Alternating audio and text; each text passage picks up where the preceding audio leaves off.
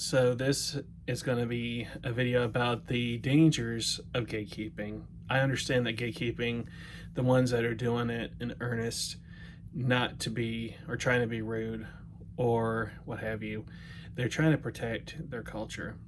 And so the dangers of gatekeeping, though, is that someone that is earnestly wanting to learn to study a certain path or certain spiritual practice that's not closed, um, and you have gatekeepers saying stay out, and that can be the death of spirituality when someone's interested. So we will talk about that. God's be with us.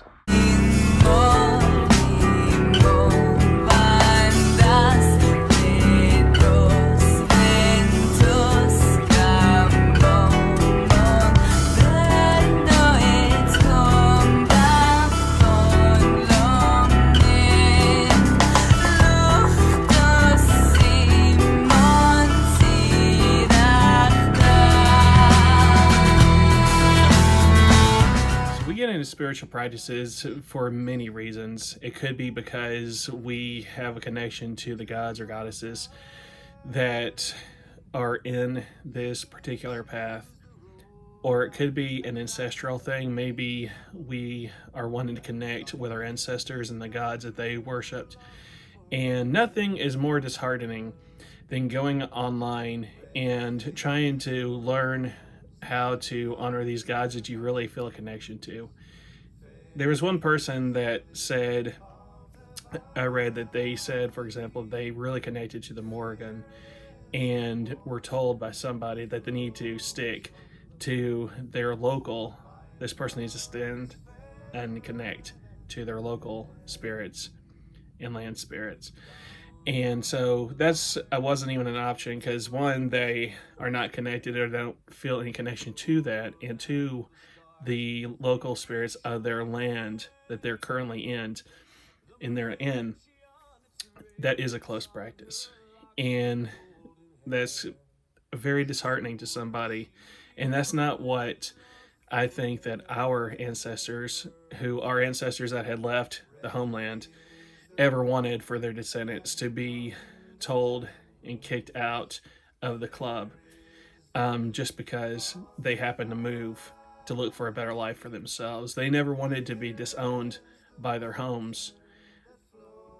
And that's kind of what we're doing when we gatekeep if we're not careful. We have now, luckily, this is just the minority. You see it a lot in Hellenic polytheism. I always used to hear how the Greeks wanted, some of them want to keep it Greek. And it's not just in the Hellenic polytheism, it's everywhere in polytheism. And I understand that it is a protection of wanting to keep it pure and not diluted, because we have some people that are willy-nilly with their practice, and they will throw anything into their spiritual path and call it something, and that's what they're trying to protect. But to discourage somebody that has a genuine interest to learn, that is a danger, to be a death sentence for their spirituality, like I was saying. And that's not something I don't think the ancestors wanted.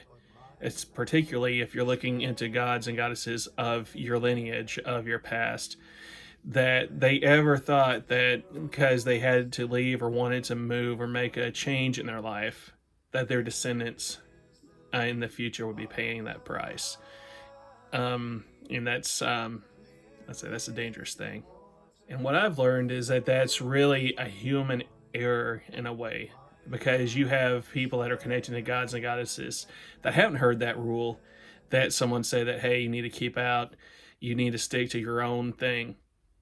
They haven't been told that, and you see that they are having an awesome relationship with the deity of choice.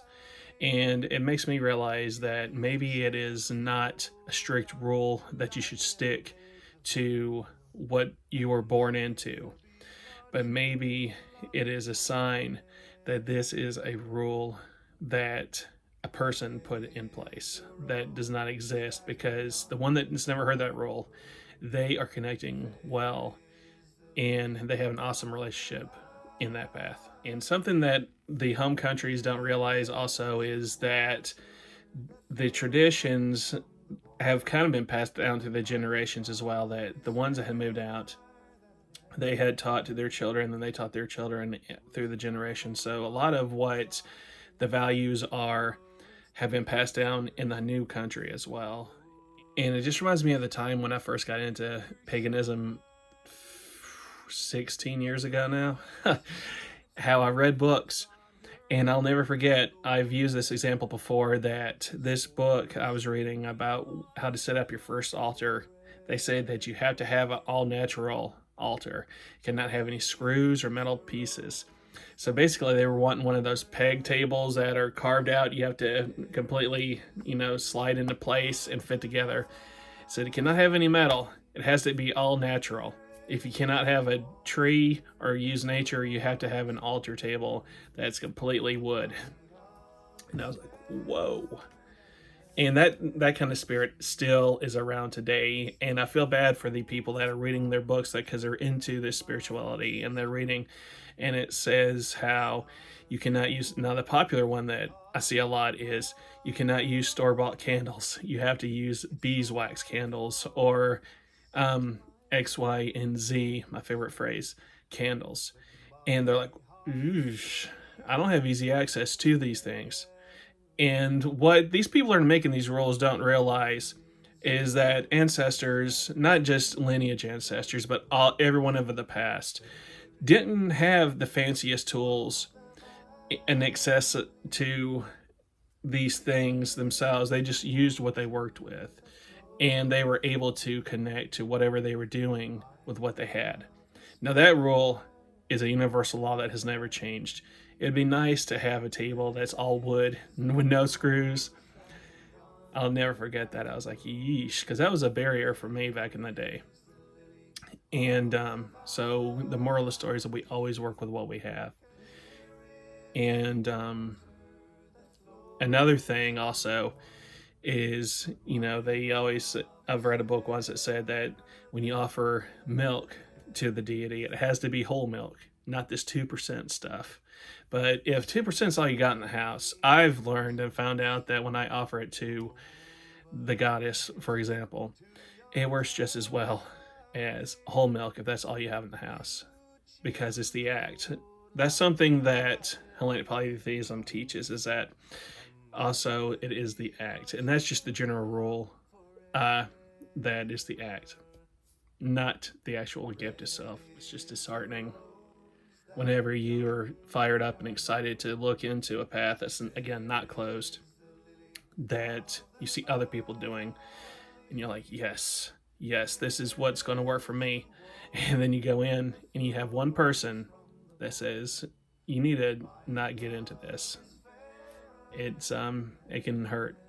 And luckily, the good news is that it is the minority voice, because you have that one person, and then you go into another chat. That's why groups are a great thing to be a part of, like on social media, and research is as well, because you are able to listen to that one person, but then you ask the question to others, and then they question, then the majority, when you ask, can I be, for example, I'll just use me, can I be an American worshiping in the Celtic,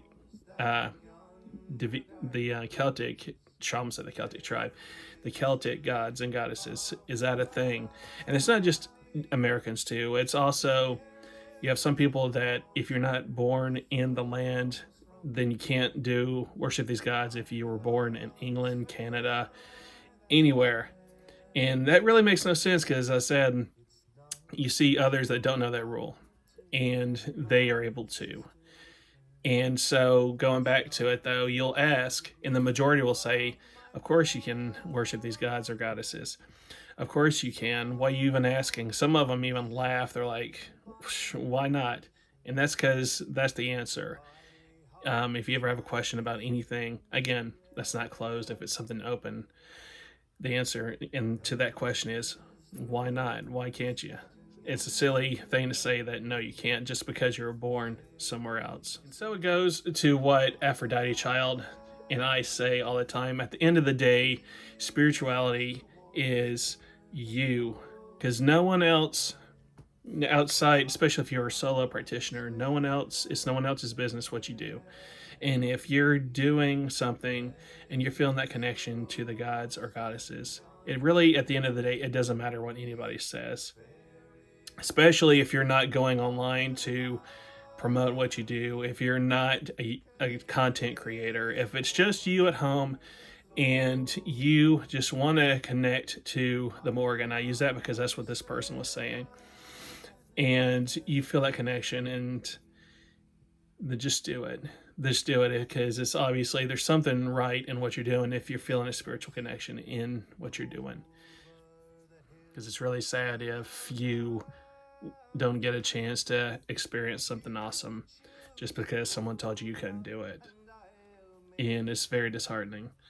So definitely, I recommend getting with social media groups and other people and talking to them, learning from them, because you'll find out a lot of people that worship these gods or goddesses live probably the same place you live, and they have no issues or problems. And that's what we're here for. We're a community, and we're here to help each other out. And that's not even talking and tackling the idea that if I can't do it, what about other races? That means that they can't do it as well, because that's not their spirit. That's not their native land. I mean, that gets into a whole other ball of wax that the people are saying that they don't even want to think about or talk about. Anyway, just something that's really gotten under my skin. And like I said, it's not just exclusive to just one spiritual path, but just about all of them have those people that say that stuff. So you do your thing, girl. And I'll talk to you later. Bye.